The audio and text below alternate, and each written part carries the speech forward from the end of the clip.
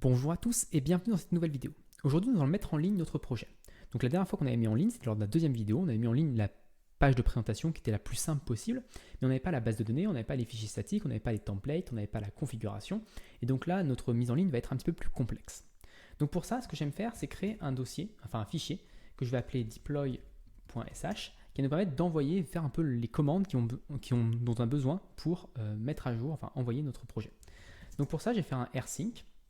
Donc ça permet d'envoyer les fichiers, mais c'est pas comme SCP qui va tout envoyer un petit peu bêtement. rsync il va choisir ce qu'il doit envoyer. Donc il va vérifier que les fichiers sont différents, et si le fichier est différent, il va l'envoyer. Donc c'est une sorte de synchronisation un petit peu plus pratique, un peu plus efficace.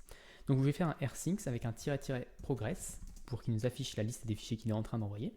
Et je vais envoyer tout ce qui est dans database, mais seulement les fichiers SQL, parce que les fichiers SQL, c'est ceux dont on va avoir besoin sur le serveur pour initialiser la base de données, seeder la base de données, et puis pour faire des upgrades de la base de données plus tard.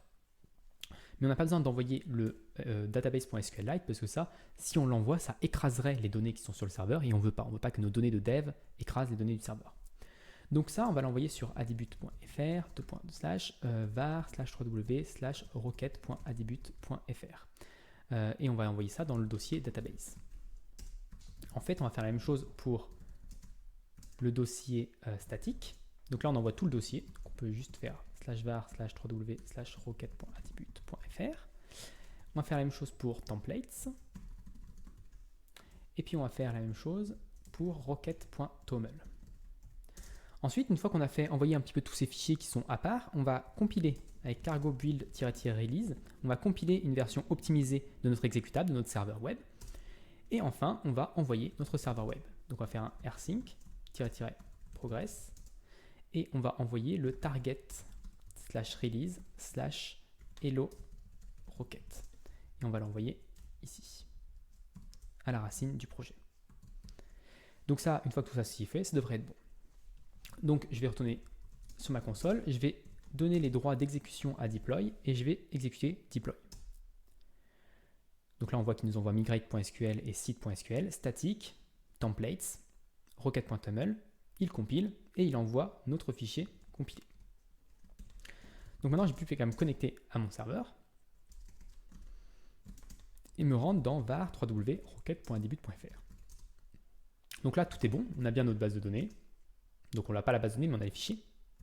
On a bien static. Dans static image, on a bien toutes nos images. Et dans templates, on a bien tous nos templates. Donc là, je vais créer la base de données. Et c'est un petit peu particulier parce que la base de données, elle doit être possédée par le serveur web. Là, si je regarde, si je vous fais un LA ici, tous les fichiers appartiennent à Thibaut parce que c'est moi qui les ai envoyés. Et c'est pas plus mal que le serveur web ne puisse pas écraser ces fichiers. C'est-à-dire que le serveur web ne puisse pas écraser les images, pourquoi pas. Ne puisse pas écraser les templates, pourquoi pas. Ne puisse pas écraser Hello Rocket, pourquoi pas. Enfin, c'est même plus sécurité, on va dire. Par contre, pour la base de données, il va être obligé de pouvoir écrire dedans. Parce que c'est quelque chose qui va être pas en lecture seule, qui va être aussi en écriture. Donc pour ça, j'ai déjà testé un petit peu avant et je me suis rendu compte qu'il ne fallait pas seulement que la base de données appartienne à HTTP, il fallait aussi que le dossier appartienne à HTTP.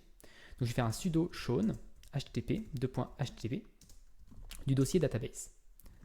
Donc je vais dire que ce dossier appartient à l'utilisateur HTTP. Ensuite, je vais créer en tant que l'utilisateur HTTP, je vais faire un touch de database.sqlite. Alors d'ailleurs, il était présent. Pourquoi il était présent? C'est bizarre. database.sqlite. Ok.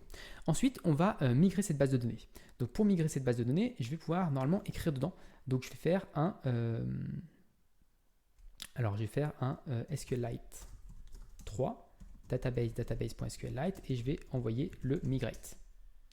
Donc là, il me dit qu'il ne peut pas écrire dans la base de données parce que je n'ai pas les droits d'écriture sur cette base de données là. Alors, il s'avère que mon Thibaut, ici, mon initiateur Thibaut, il est dans le groupe HTTP. Donc je peux donner les droits au groupe HTTP d'écrire également. Donc pour ça, je peux faire un chmod plus, alors il faut peut-être faire un sudo chmod plus g plus r. Donc ça veut dire que le groupe a le droit d'écrire sur database. Et le groupe a le droit également d'écrire sur database.sqlite. Donc j'ai le droit d'écrire sur la base de données, l'utilisateur HTTP a le droit d'écrire sur la base de données. Donc maintenant, si je refais la même chose, est-ce que ça fonctionne? Non, toujours pas. Alors, on va vérifier un petit peu. Donc là, ça appartient bien, donc LA database, donc LA ici, ça appartient bien à HTTP. Et je n'ai pas les droits d'écriture. A priori, ça n'a pas fonctionné le premier que j'ai fait. Alors, le premier que j'ai fait, c'est celui-là. Peut-être qu'il faut que je mette un -R pour dire que c'est pour tout le monde. Alors, je n'ai toujours pas les droits d'écriture, ce qui est un petit peu bizarre. Groupe plus R. Groupe plus write. Donc, si j'écris la mauvaise commande, c'est normal que ça ne fonctionne pas. Donc, G plus W pour dire que j'ai le droit de write. R, c'est pour read. Ok, donc ça c'est bon. Et on va faire la même chose du coup pour database SQLite. C'est pas celui-là. Si on remonte un petit peu, voilà, ici.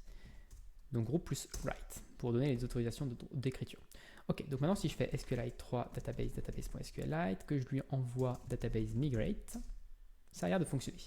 Et si je lui envoie database seed, ça a l'air également de fonctionner. Donc parfait, on a l'air d'avoir quelque chose qui fonctionne. Ensuite, on va redémarrer notre serveur. Donc pour ça, rien n'a changé, hein, ça va être toujours rocket.attribute.fr.service. Donc là, on a redémarré notre serveur. Et je peux me rendre sur Rocket, ici, hop. Alors vous voyez un petit peu les erreurs, j'ai cherché un petit peu pourquoi j'arrivais pas à écrire dans la base de données. Voilà, donc ici, a priori, tout a l'air de fonctionner. Donc si je tape Thibaut ici et que je clique sur valider, on a bien enregistré et ici c'est marqué déjà pris. Si je réactualise, le flash disparaît. Donc tout ça fonctionne a priori correctement.